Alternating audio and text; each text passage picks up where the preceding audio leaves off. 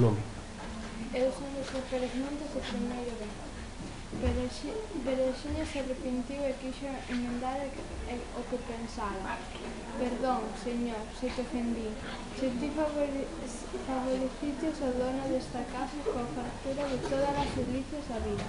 Ti saberás, señor, se el o merece. E por que non o merezco eu?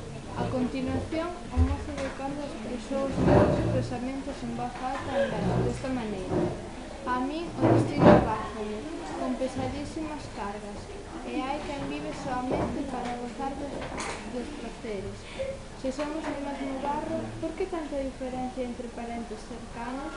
Mais pecho, sima, a túa boca, alá é sabia e piadosa e debe ser xusto en todo.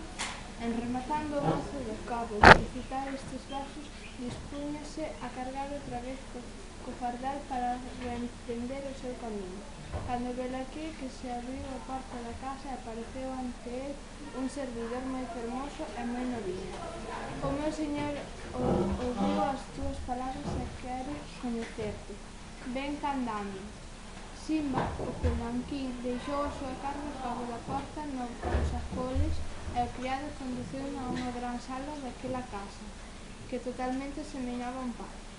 Había ali un mundo de xente sentada ante alimentos exquisitos e viños das mellores cepas, e fermosas escravas a tocar a danza para aquela xente toda.